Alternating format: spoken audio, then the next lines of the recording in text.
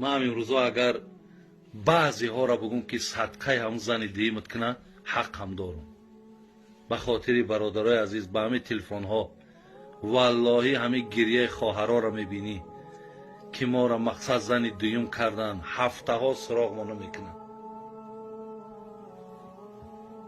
برای زندگیم ویران میشوه. گفته خب کن. خیر همین که بود مقصد. گفتی همین مردم همین قهینر داشتی، چی مثال اینقدر آفت مشکلات بالای مثال دخترای مردم میاری؟ همین هینر که نداری، همین غیرت که نداری، چی در کار همین کار کردن؟ خدای مهربان در قرآن گفتگی است فَإِنْ خِفْتُمْ أَلَّا تَعْدِلُوا فَوَاحِدَةً. شما اگر از عهده عدالت برآمدن نتونین، به یک تاش کفایت کنین. به یک تاش کفایت کن. زیرا عدل در همین راستا هم مهمه برادر عزیز. زنی دویم شید یا زنی سیم شید معنی او را ندارد که مقصد این باید که یگان حق و حقوق نداره. نه.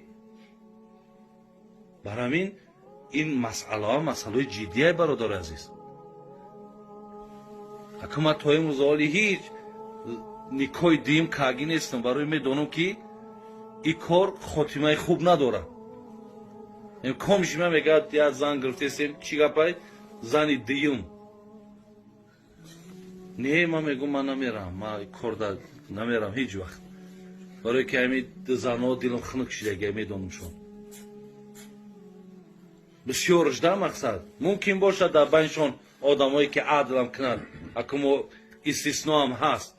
ولی گپ در سر بسیاری که من روی تلفن میگم که وقتی که همونها ما را وقتا زاره میکنن که مقصد در محفل معرکه بگو بابا آجی در همین بابت گپ بزن که همین آدما به حد حق ما را پایمال میکنن. اجای بیدا میگه زن میگیره بعد میگه شرط های ما همیه تماما تلفن نمیکنی.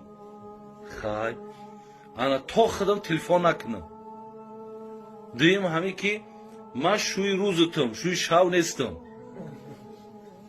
بیچاره را 5-6 شرط میمونه. خیلی بسیار با فیلم دیگه همه موندگی متهم محتاج دیگه بعد خیلی میگه میلش آخی شریعت اگر تو پیروی شریعت کنی شریعت شرطاش که ها موندگیه.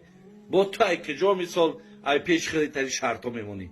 همین میبینی نمیشوه چی در کار همین کار کردن. الله ربی خیلی شاگاه کیسه نمیتونی از عهدش نمیبروی همین اعتقاد کفایت کن.